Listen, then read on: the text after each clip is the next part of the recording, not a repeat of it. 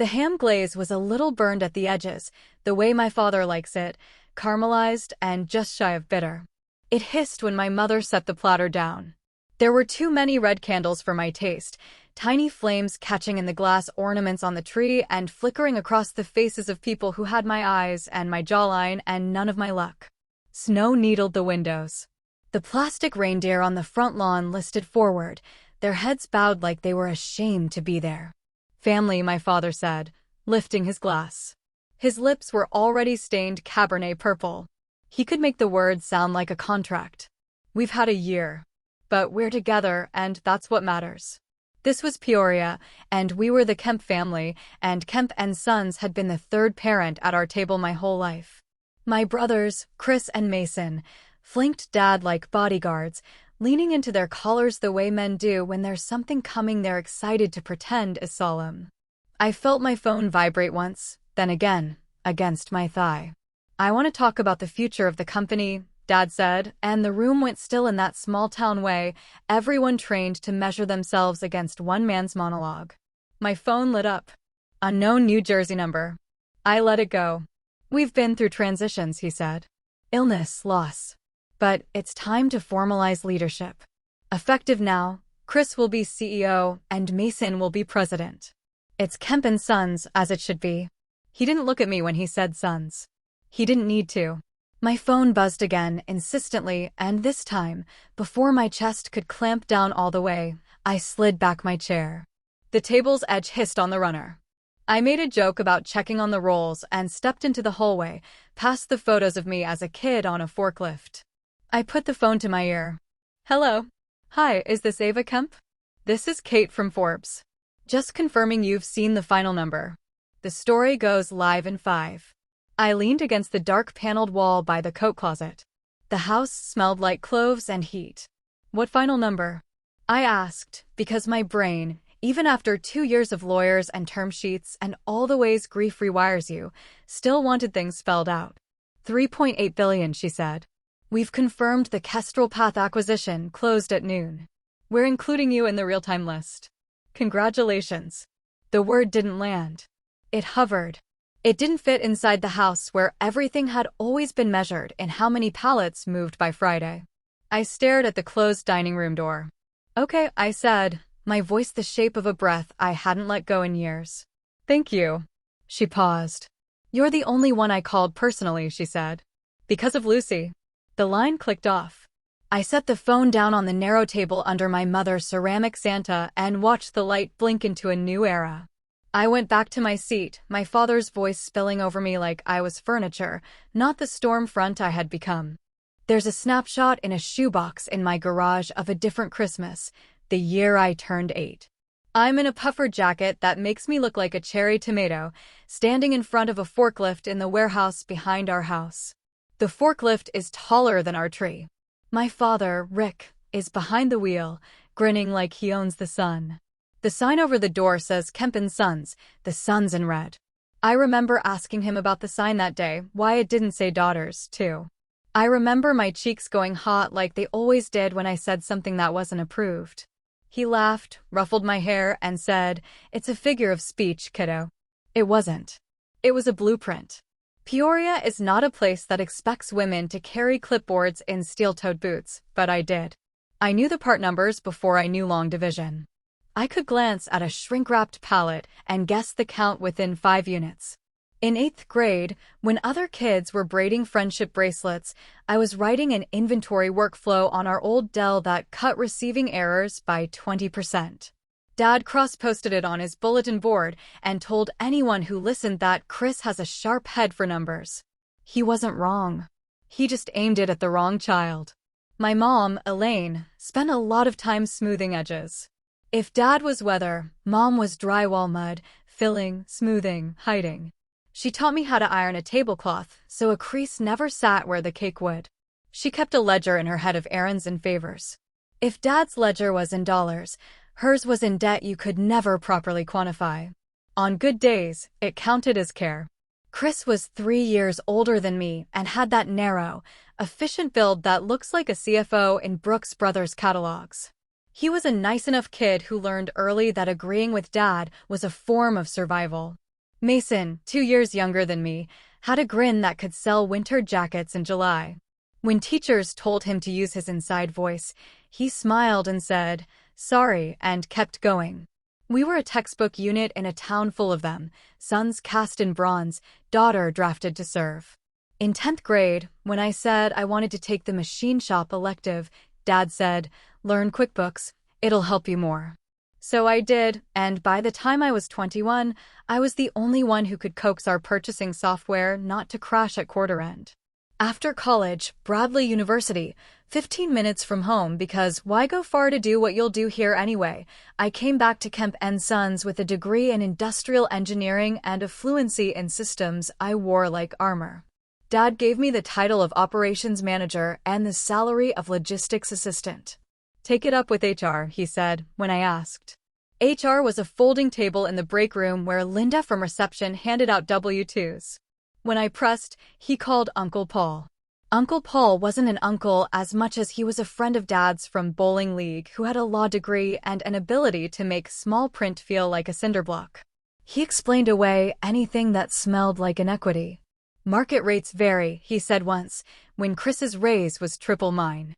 And at the end of the day, it's all family. Family as defined by the person with the most keys. I married Noah when I was 26. He was an EMT then, later a paramedic, and he had this way of resting his hand on my knee in traffic that made the red lights feel like pauses instead of punishments. He came from 2 teachers and a golden retriever and a house where arguments ended with people saying, "I hear you," without their jaws clenching. My father did not come to our small ceremony at Detweiler Park because the Bears were playing. It was a preseason game. He called the next day and said, "We'll do a house party next week, invite the reps, like maybe the vows would count if we said them again in fluorescent light." Our daughter, Lucy, arrived with a screech like a kite catching wind. She had gray eyes and a birthmark at the hairline that looked like the world's smallest crescent moon. She loved any toy that beeped. She loved to line up the spice jars on the kitchen floor, clacking the lids on and asking me to read the labels. "Paprika," I'd say. "Cumin." "Turmeric," she'd repeat, stretching it in ways that made us laugh until it hurt. When she was 2.5, I brought her to the warehouse in overalls. She perched on my hip while I showed her how the barcode scanner made a little chirp when it caught the right angle. "Beep," she said, delighted, and Dad, who had just barked at Mason for mixing up an order, glanced over with something like soft in his face. "She's got the ears for it," he said. By then, Chris was officially CFO, Mason was head of sales, titles that unspooled from weekends in Dad's office and golf league handshakes. "I got the 5 a.m. shifts because you're the only one who knows how to reboot that machine when it acts up." Chris got the conference travel. Mason got the steak lunches. Dad loaned us $15,000 when the garage door broke and the water heater took revenge the same month. "You'll pay it back when you can," he said, then logged it in a notebook and reminded me about it every time I took a sick day. If I dared mention the numbers at the company, he blamed the bank.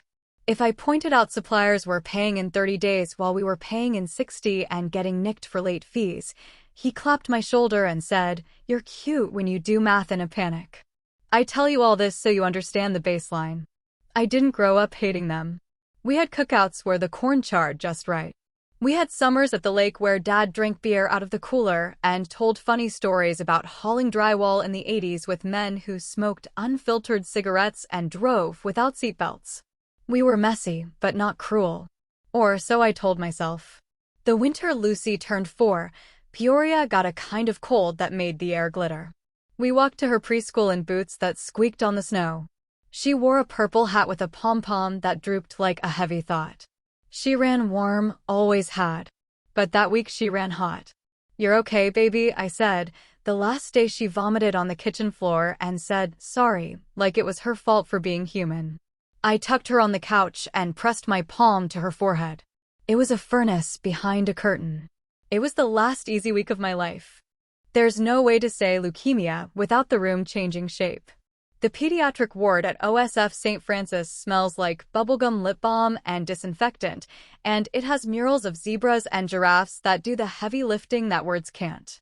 The day Dr. Patel sat across from us and said, "Acute lymphoblastic leukemia," Lucy's purple hat was in my lap, and Noah's hand was around my wrist in a grip that made the world feel anchored even as it turned. Dr. Patel had that kind of precise kindness that lands without charity.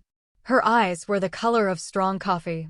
She drew a little rectangle on a piece of paper and wrote Bial, then a list of phases: induction, consolidation, maintenance.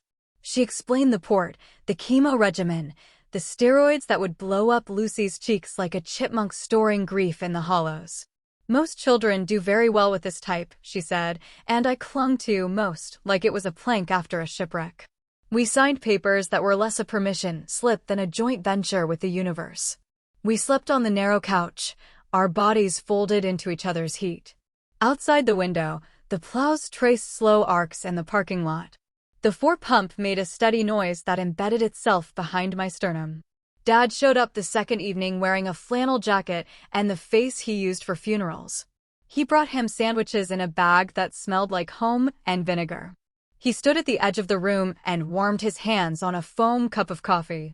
He looked smaller, somehow, in hospital light. "We're here," he said, meaning him and Mom and the family, but it sounded like a brand promise. He watched Lucy sleep, her eyelashes moving the way they do when brains are busy with other worlds. "This is a lot." "It is," I said. I was exhausted enough that when he set down the sandwiches, along with a manila folder, it took a second to register. "What's that?" I asked, pointing with my chin. "Just paperwork that can wait," he said. "But best to get ahead of things. Family continuity plan. Don't worry about it now." Dr. Patel came in then, and Noah leaned forward to ask her something about nausea meds.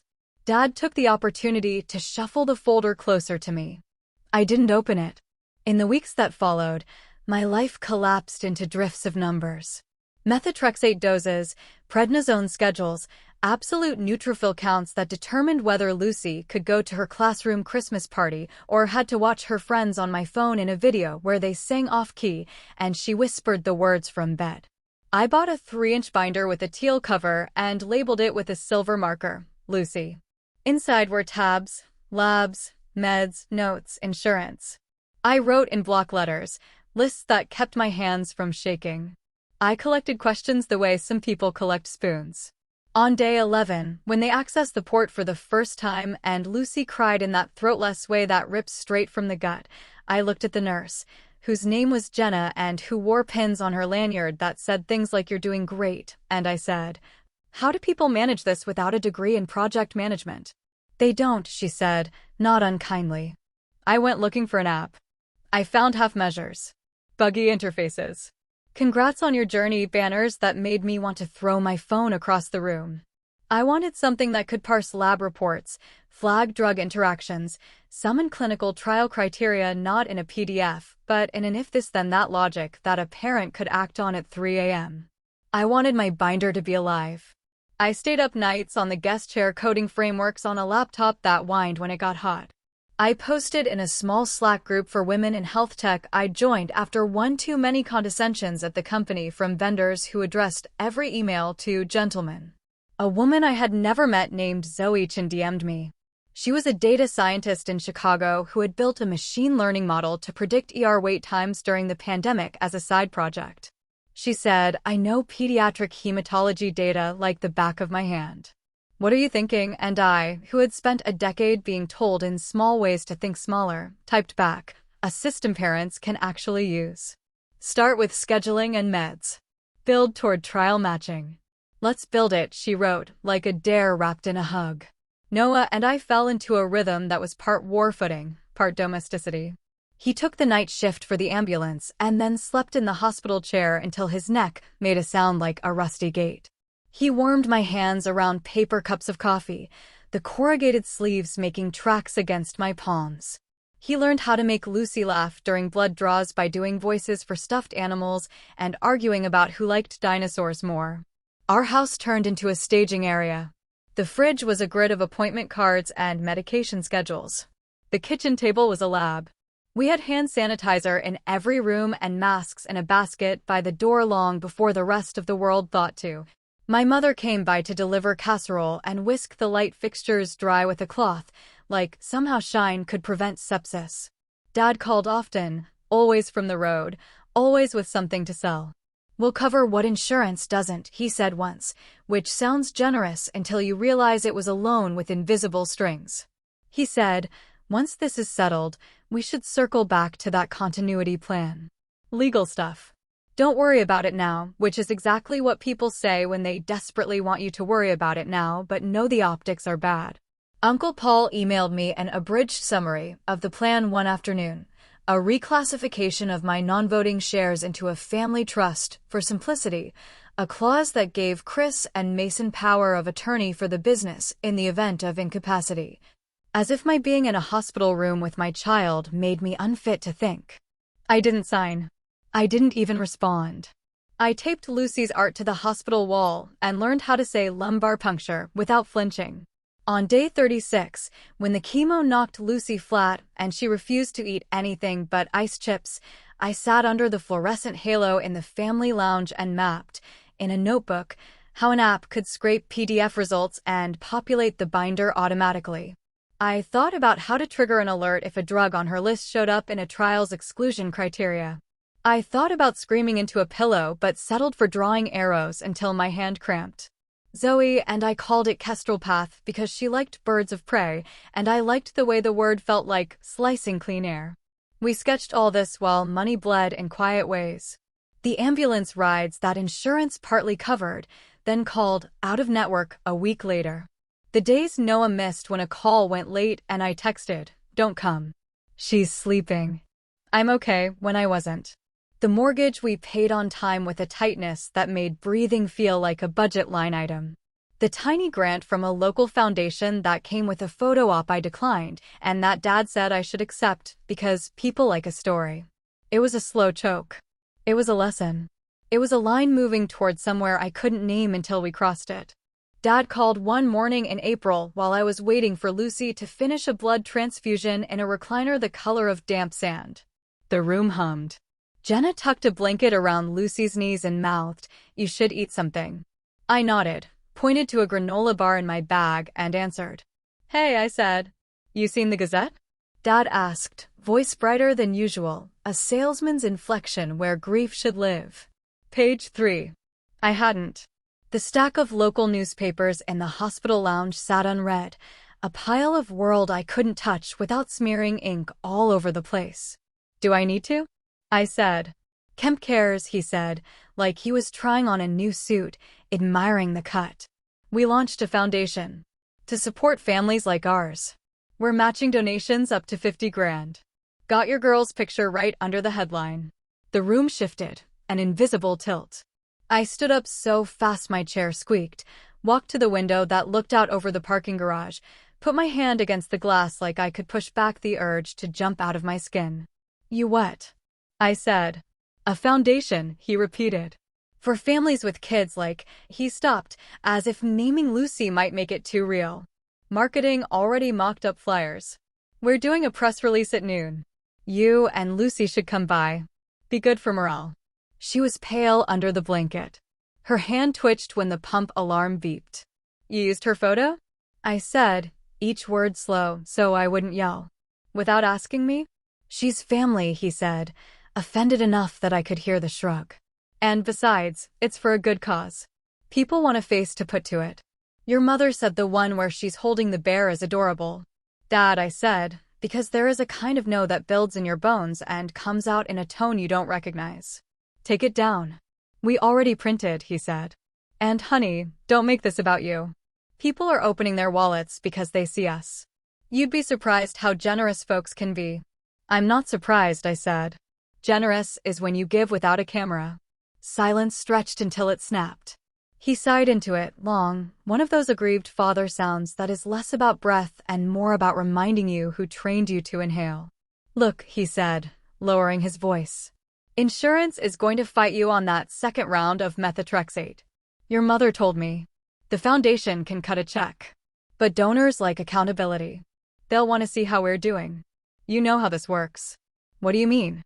I asked, even though I knew. I felt the trap like a draft. We'll need to firm up that continuity plan, he said. Put things in writing. This is optics, Ava. You don't want people thinking you're ungrateful. Kemp and Sons is backing you here. You're Kemp and Sons. My chest tightened like a fist. Jenna glanced from the monitor to me. I shook my head, tried to smile, failed. If you bring that release anywhere near her room, I said, I'll have security escort you out. Oh, come on, he said, a chuckle under the words that made me want to throw the phone at the wall. You're being emotional. It's a few flyers. We're helping you. You're helping yourself, I said. And if you want to help, write a check to the hospital. Quietly. In her name. No press. No strings. He made a sound that told me I had stepped out of line in a way that would be logged and revisited. I don't like your tone, he said. You're not the only one hurting. The call ended with a click that felt like a door I wasn't going to be allowed to open again. At noon, the Kemp and Sons Facebook page posted a photo of Lucy hugging a stuffed bear, her hair just beginning to come back as soft fuzz, her cheeks puffed from steroids, eyes tired, but still like the lake on a windless day. The caption, Kemp cares, our family stands with all the brave warriors battling leukemia. Donate now and we'll match up to $50,000. Click the link to give. I sat in the hospital bathroom and pressed my forehead to the cool metal of the stall and whispered no to no one. I filed screenshots. I wrote an email to Dad and CC'd Uncle Paul and Mom. You do not have consent to use Lucy's image. Take it down. I texted Noah and said, I need you to back me up on this. He texted back, always. An hour later, I got a notification that the image had been replaced with a stock photo of a kid with a pirate bandana. The caption stayed the same. Dad texted, happy now? Proud of you. The proud landed like a bruise. That night, after Lucy finally fell asleep, I took the manila folder out of my bag, the one Dad had slid under the ham sandwiches like contraband. I read every line. The continuity plan was a choke collar disguised as a necklace. It transferred my shares into a trust for the benefit of the family, with Chris and Mason as trustees. It stipulated that any venture I pursued beyond the company required approval if it involved healthcare or logistics. It included a clause that if any public statement damaged Kemp and Sons, my dividends would be withheld until I apologized in writing. I took a photo of the clause. I dragged every email into a folder labeled receipts. I called a lawyer whose card I had gotten from another parent in the lounge, a woman named Samantha Coe, who had eyes like she slept and a voice like she didn't. She said, meet me tomorrow. Don't sign anything. Do you have copies? I had copies of everything. I had learned in that hospital to make proof my second language. In May, Lucy relapsed. There are sentences that gouge you on the way out. That one took a part of me with it that I don't think grew back. Dr. Patel's face was so careful I wanted to hug her and smash a chair in the same second. What does that mean? Noah asked, his voice steady in the way his hands were not. It means we adjust, she said, because that's what a good doctor says when there are still cards in the deck, even if some of them are jokers that look like hope until you turn them over. We look at intensifying chemo. We look at a trial. It doesn't change that she's Lucy. The days slid into one another like bad weather. The PICU had a different rhythm, more alarms, a constant snarl of cords. Lucy watched videos about giraffes and said, I don't like needles, in a voice that made the nurses cry in the supply closet.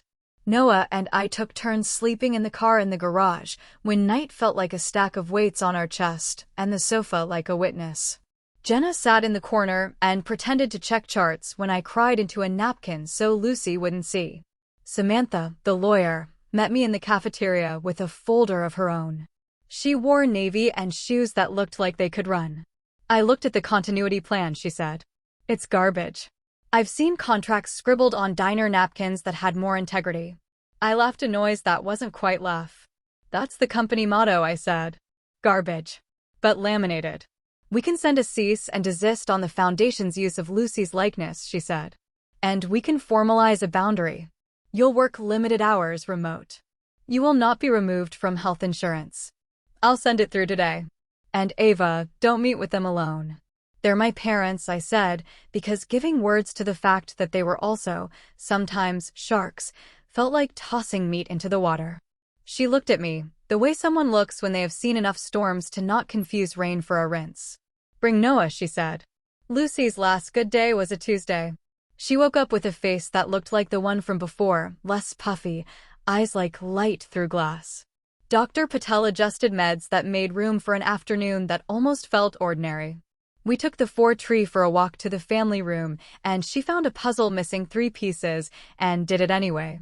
Noah made a giraffe dance like it had opinions about pizza. I held her and felt the weight of her settle into the cradle of my arm like maybe all the bad had been a fevered dream and we were waking up. She fell asleep that night with her thumb in her mouth, something she hadn't done since she was 2. I wrapped her fingers around my pinky and didn't move until the monitor beeped in a way that made the nurse come, and then Dr. Patel, and then the respiratory therapist, and then a kind of quiet that was louder than any crash I've ever heard. After, there are 1,000 details that feel like nails in wood. The way the sun was too bright through the blinds. The way someone turned off the beeping and the absence of it hurt. The way Noah pressed his forehead to mine and made a sound I had never heard a human make. The way Jenna put a tissue in my hand and then another, and then just wrapped her arms around me when I ran out of tissues and tears, but not grief. We did a small service, because it felt like the only way to hold the enormity without it tearing us apart. It was in a room at the funeral home with curtains that smelled like dust and fake flowers. I brought the purple hat and put it on the table next to her drawing of a dinosaur that looked like a potato with teeth. Dad spoke. He kept it short. He said Lucy was brave, like a soldier. He said the family would honor her by working harder than ever. He didn't cry. Mom dabbed at her eyes with a handkerchief with her initials on it. Chris put a hand on my shoulder that felt like he was adjusting me to fit into a photograph. Mason said he'd name a sales contest after her. I stood up and said thank you to the nurses and Dr. Patel and Jenna and the other parents who brought casseroles and cribbed jokes and held us up when we couldn't stand. After the service, in the parking lot where the gravel crunched like something breaking, Dad took me aside. He held the folder like a bouquet. He said, we need to move forward. For everyone's sake. He sounded like a CEO making quarterly remarks. No, I said. The word came from somewhere below my feet. No more plans I didn't write. No more using me as a prop. No more pretending sons is all that matters. I'm done. You're emotional, he said, as if emotion were a weather event that would pass if I got my umbrella out. I'm alive, I said. And I'm done. He opened his mouth. Closed it. He looked older, for the first time in years. Not vulnerable. Just mortal. I walked to the car. Noah was inside, his head tipped back, eyes closed. I slid in, set the folder on the dashboard, and watched it slide into the footwell. It sat there like a snake. 2 weeks later, I resigned from Kemp & Sons. Dad called it a betrayal. After everything we've done, he said. After all we've given you. You lent me a water heater, I said. And you tried to buy my silence with my own health insurance. I'm not for sale. I filed the paperwork for Kestrel Path that day. Zoe came down from Chicago with a bag of donuts and a laptop and the face people make when they're scared and sure all at once. We set up a folding table in my living room and a whiteboard in the hallway and wrote goals in block letters that were less about metrics and more about keeping Lucy in the room with us. We built. We made mistakes. We slept terrible and ate worse. We took a small check from a local angel investor who had lost a son and didn't care about the usual cap table noise. We took a bigger check from Lakefront Capital, a Chicago fund whose partner, Marcus, flew down in a tiny plane that landed like a dragonfly on the strip by the river.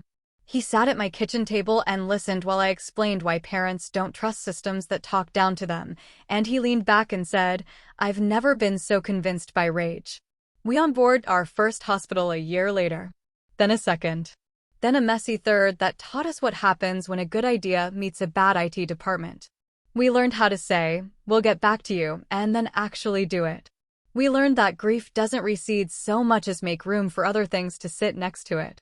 The world did what the world does. It kept going. It didn't ask permission. It didn't pause for a vote.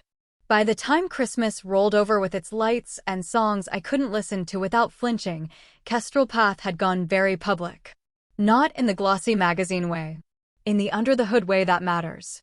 Our platform auto-parsed lab PDFs with 98% accuracy and corrected itself. It flagged interactions and reminded nurses gently, and then with increasing sass to double-check. It matched kids to trials not as a Hail Mary, but as a pathway, fast, fair, without bias. We were in 8 hospital systems and a trial network that spanned the Midwest. More importantly, the parents called me and said, "My binder is finally lighter." It wasn't joy exactly. It was relief. It was air. Marcus, who knew my face the way only someone who has seen you cry at a term sheet does, called in October. "I've been approached," he said, which is code for the kind of thing that shifts gravity. Cardinal Biotech wants to acquire us. All cash and stock, with carve-outs for the team and a philanthropic fund. They want to keep you in the driver's seat. Why? I asked, not because I didn't know the answer, but because the little girl who held a scanner at age 8 liked seeing someone else say it out loud. "Because no one else built this," he said. "Because the thing you built works." We negotiated. We gave up things that weren't sacred. We kept the things that were. I insisted on a clause that guaranteed free access for families under a certain income threshold. I insisted on seats at the table for 2 parents from our beta cohort with voting rights. I insisted on a fund in Lucy's name that couldn't be touched by anyone with a title and a quarterly bonus. In December, the deal closed. I didn't tell my family. Not because I wanted to surprise them, but because talking to them about money felt like putting a lit match on a gas-soaked rag. And because a part of me, the part that still wanted to show Dad a project and have him say, "Good work," had died in a hospital bed 2 years earlier, and the rest of me wanted to see if a different kind of approval could fill that hole without anything burning. The morning of the dinner, I cleaned my apartment until it smelled like lemon and memory. I put on a green sweater that Lucy had liked because it made my eyes look like a place you could swim. Noah brushed my hair while I read the news on my phone because sometimes you build intimacy out of the smallest, most practical things. "I can go alone," I said. "I know," he said. "I want to be with you anyway." We walked up the path to my parents' house, the fake reindeer watching us like they had something to say. Inside, the air was hot. Mom hugged me like I was both fragile and guilty. Chris did the man handshake that is a hug disguised as a test of grip strength. Mason told me about a sales trip to Des Moines like he had invented flights to Iowa. Dinner tasted like my childhood. The rolls were too buttery, the green beans had the texture of a well-worn towel, the ham had that perfect edge. The tree blinked. The presents were wrapped in paper with little trucks on them. My chest did that thing where it tightens around ghosts. Dad made his speech. He had a way of settling the room, a timing honed in sales calls and construction site meetings and Sunday family dinners where the men's voices took up more space because the chairs were built that way. He said the son's titles like he was pinning medals. He called the choice inevitable, like gravity. He didn't look at me. When my phone buzzed, I stood up. I took the call. I heard the number. The words 3.8 billion fell like a curtain and rose like a sun. I went back in. The clapping had died down. Mom touched my shoulder in that 2-finger way she has when she wants me to act like I'm 10. "Say congratulations," she said. "Congratulations," I said, to Chris, to Mason, to the room that had become a stage for a play where I knew all the lines and didn't want to say any of them. Mason grinned, his teeth a row of white, and slid a box wrapped in blue paper toward me. "We didn't forget you," he said. "Open yours."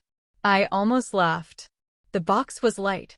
Inside was a scarf I had seen in the mall 2 years ago. It was soft. It was nothing I needed. I looked at him. "Thank you," I said. My phone lit up again. A text from Zoe, just a rocket emoji and a heart. A text from Marcus, "You okay?" And then another notification, from a news alert app one had forgotten I had. Forbes real-time, Kestrel Path founder AVA Kemp added 2 billionaires list at $3.8 billion. On the other side of the table, my cousin Maddie, a sophomore at the community college who wore black eyeliner like armor, looked at her phone and gasped. "Oh my God," she said, then clapped a hand over her mouth like she had sworn in church. "Sorry. But, Aunt Ava, what?" Everyone looked at me. "What is it?" Mom asked, hand in the air as if she could catch whatever was flying. Maddie turned her screen to the table. My face, a photo Zoe had taken on a random Tuesday because the board needed a headshot, stared back from the Forbes site. The headline had the number in it, as if numerals could explain anything. Dad leaned forward. His eyes moved the way they do when he's tracking margins. "What's this?" he said. I picked up my fork, set it down again, considered the word nothing, discarded it. "It's real," I said. "The acquisition closed." "The what?" Chris said. "Kestrel Path," I said. "Cardinal acquired us." Mason made a low whistle. "Acquired," he repeated, like trying on a new word. "That's big." 3.8 billion, Mom read, her voice precise, as if reading a recipe. She looked at me like I had hidden a tattoo. "Paper," I said. "Stock. Mostly. It's not cash. And there are vesting schedules. And philanthropic allocations." My mouth defaulted to caveats because some parts of me still believed explanations could soften edges that were made of razor. Dad's mouth did a shift, the way it does when you watch a calculation change. He set down his wine glass hard enough that the ring of wet it left on the table could have been a target. "Why didn't you tell us?" he said. I folded my napkin. "Because this is the kind of thing you celebrate quietly," I said. "Because we just went through 2 years of hell, and celebrations feel like shouting in a hospital. Because you told me I was emotional. Because you told me there wasn't space for me at the table." He laughed, short, sharp. "Don't make this about your feelings, Ava. Business." My voice broke cleanly over his. "Business is exactly what this is." Chris flipped his phone over and looked at the shot of my head he probably had taken while I wasn't looking, then set it face down. He said, "Are you in trouble? With taxes?" He gestured vaguely, towards the idea of government. I smiled despite myself. "I have a good accountant," I said. "And a better lawyer." Uncle Paul cleared his throat. He had been quiet, which was unusual. He said, "We should talk offline. There are implications." "Implications," I repeated, and I could hear myself, the way grief makes you hear your own echo in a canyon. Like whether your continuity plan would have tried to make me ask my brothers for permission to build something that saved other people's kids. Dad's face flushed. "We would have approved it," he said. "Under terms." "Terms," I said. "Right." Mom reached for my hand and missed. "Ava," she said, a please slipping under the syllables. Maddie, poor girl, looked like she was watching a play in a language she had just started to learn. She texted me under the table, "Proud of you," lowercase, because that's how she protected big feelings. I stood up. I held my glass even though it was just water. I said, "I'll make this short." All the hairs on the back of my neck stood up like a line of soldiers. I took a breath that felt like the first one in years. "You handed the business to my brothers," I said, my voice steady enough that I surprised myself. "That's fine. It's yours to hand. What you don't get to do is act like you didn't also hand me a set of constraints that would have smothered this in its crib. I built something without your approval. I did it because I learned, the hardest way, that the smallest voice in the room is the one that knows where to look. I did it with receipts." I pulled my phone out and swiped to the folder. I set it on the table and pushed it towards Dad with one fingertip. Chris hooked it with a knuckle. On the screen, the clause about withholding dividends if I made a public statement that damaged the company glared back at him. "I've kept quiet for 2 years," I said. "I'm not doing it tonight." Dad looked at the phone, then at me. For a second, he looked less like a father and more like a man who had missed a turn. "Get out," he said. Mom gasped. Mason said, "Dad," like I had knocked a dish off a shelf.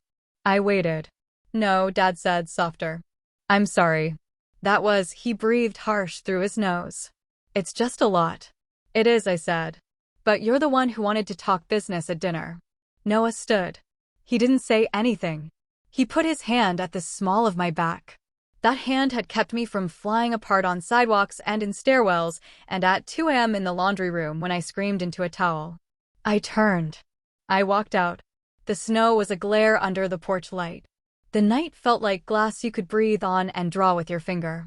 Noah's breath made a small cloud, and then mine, and then his hand found mine, and the cold made everything feel like it had edges I could see. Behind us, through the window, 20 years of a family's choreography kept moving. Forks scraped. Mom stood up in motion that looked like habit more than choice.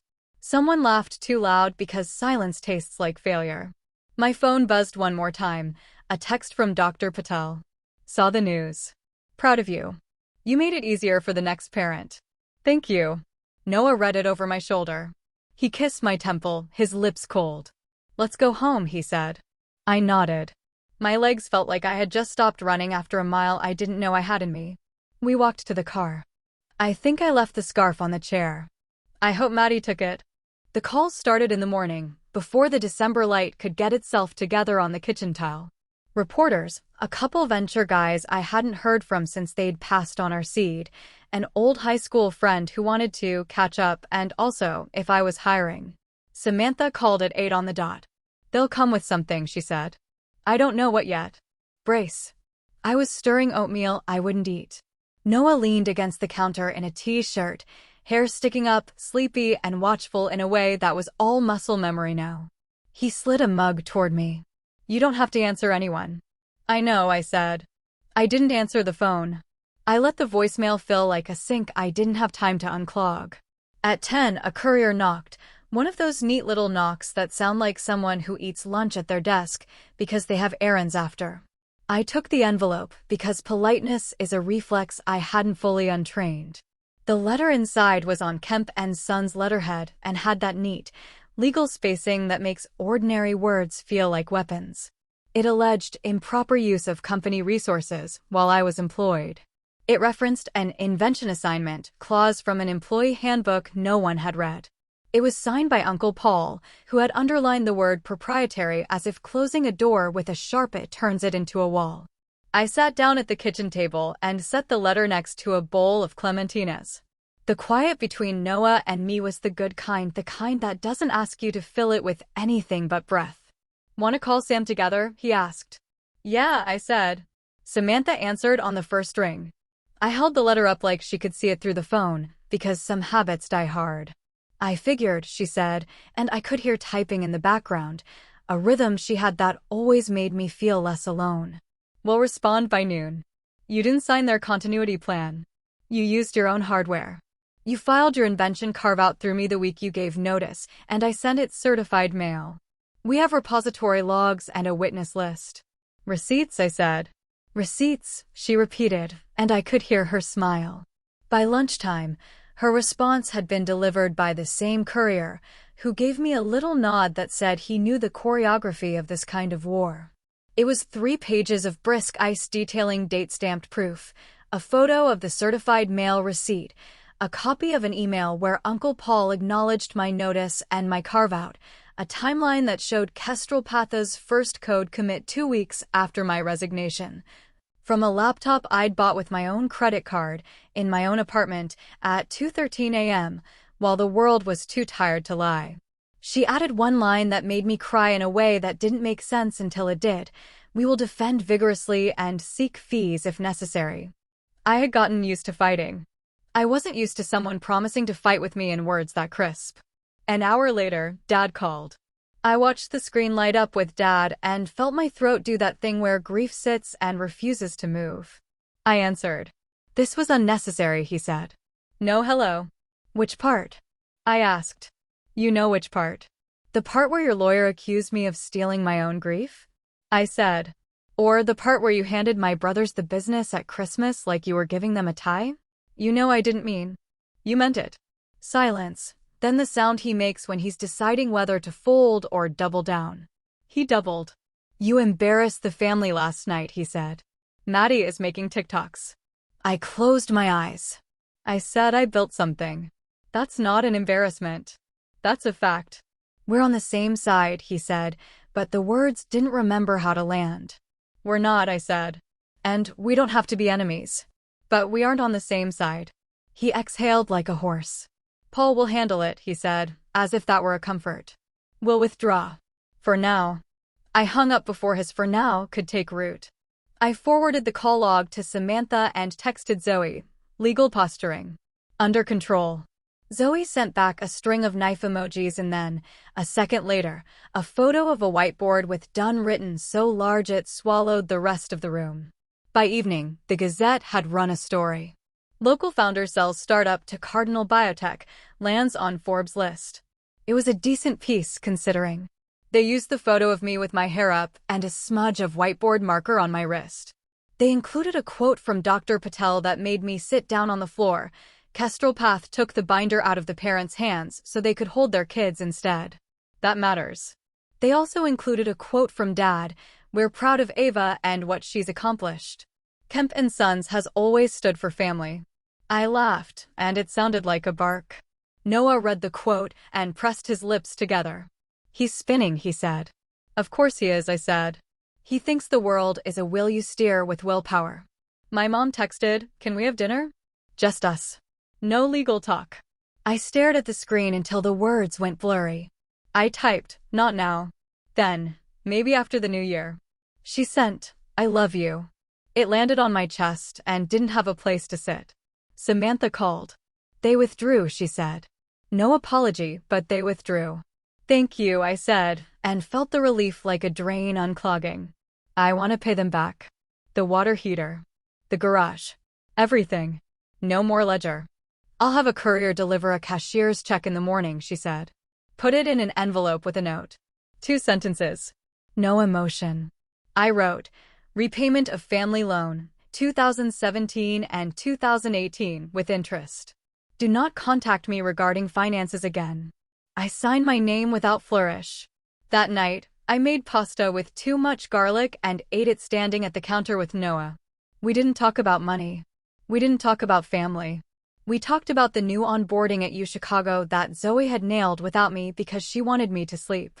We talked about the snow the way people talk about the weather when they're really talking about mercy. At 9, my phone lit with a text from Maddie. "Sorry for the TikTok LOL. Also, it's getting 200K views. You look hot in the Forbes pic." I laughed for real then and texted back, "You're grounded. Bring me the scarf if grandma didn't steal it."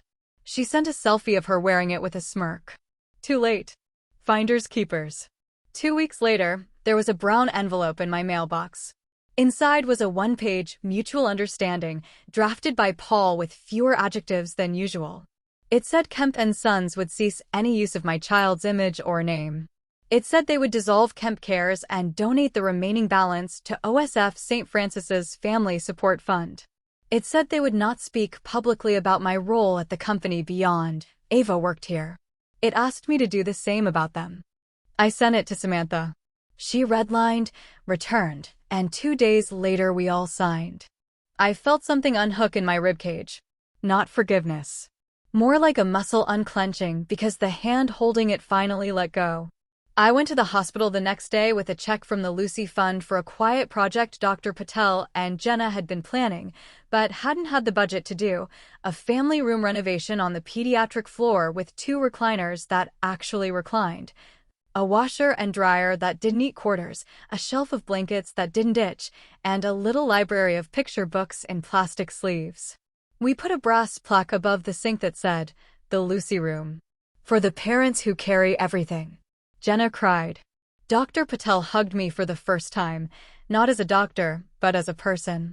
I stood in the doorway and listened to the hum of machines and the small sounds that make up the language of that floor, the tap of a pen on a chart, the soft wheeze of a vent, the flutter of a mama's whisper, and felt for a second like I had put a brick back where a wall had broken.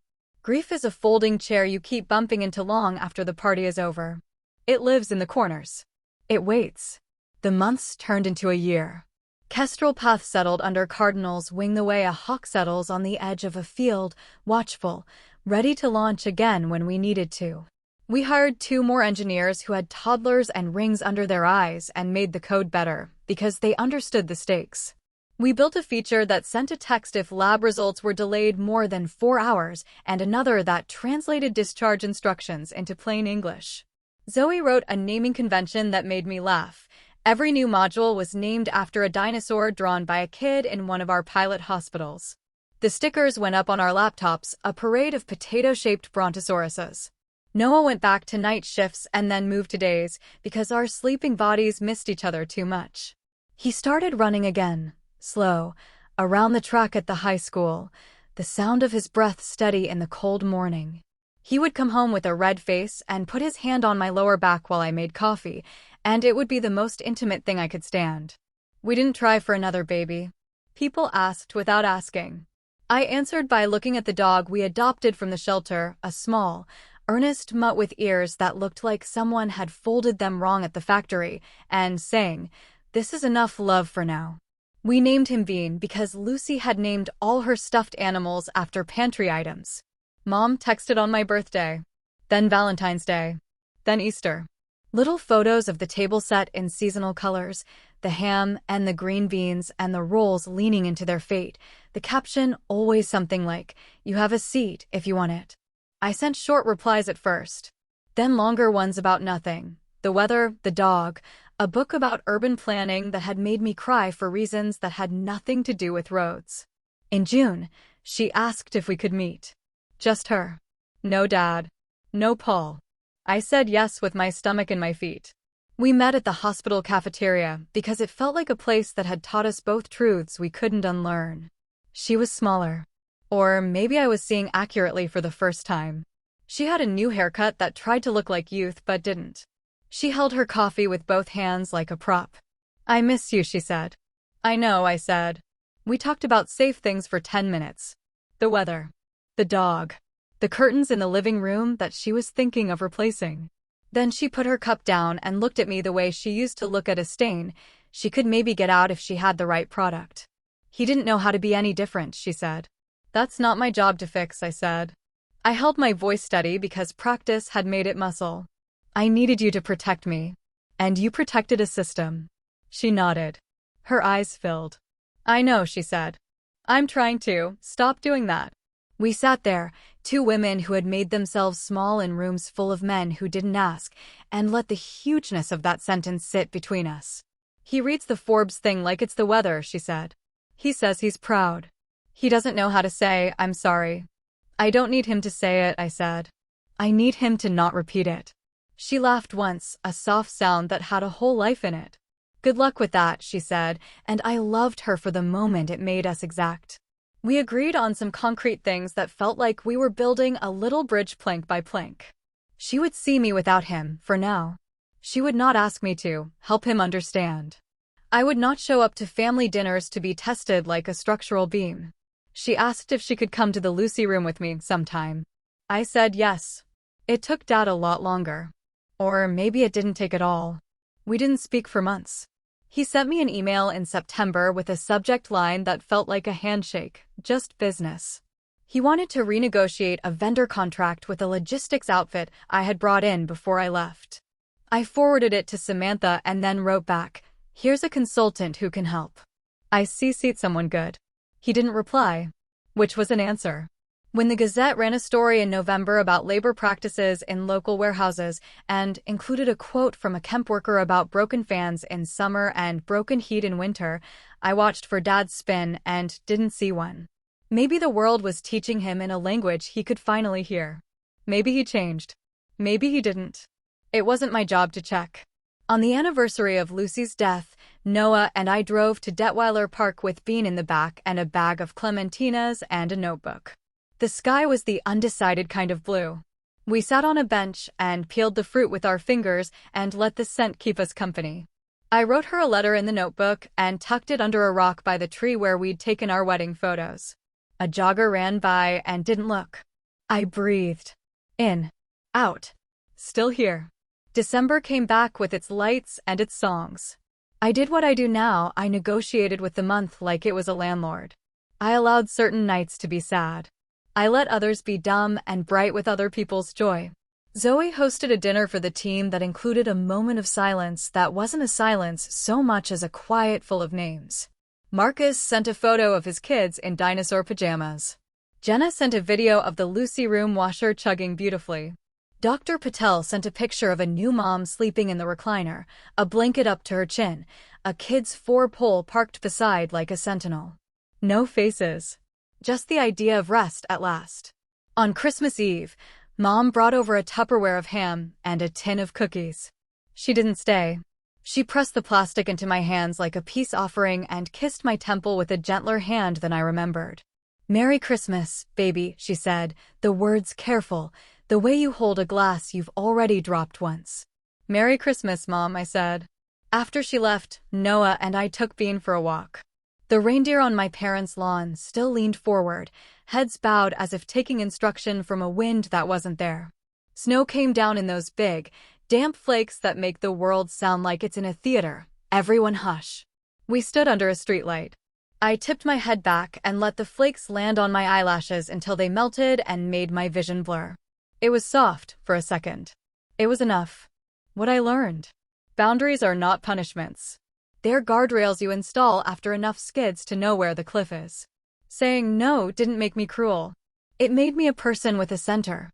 Receipts are love letters to the version of you who will be told later that your memory is faulty. Keep them. Screenshot the clauses. Date stamp the kindness. The smallest voice can be the one that tells you where the problem is. Listen to parents, to nurses, to the person who shows up with the list and the binder and the tired eyes. Building Kestrel Path was less genius and more honoring the obvious no one else took seriously. Money is a tool. It can be a mirror. It can be a weapon. It can be a doorstop. Use it like a lever, not a trophy. It will never love you back, but you can aim it at things that love is supposed to do. Family is complicated. Blood was not the most honest measure I had. The people who showed up at 3 a.m. with coffee and a charger, and no need to be thanked, that's family. I still love my mother.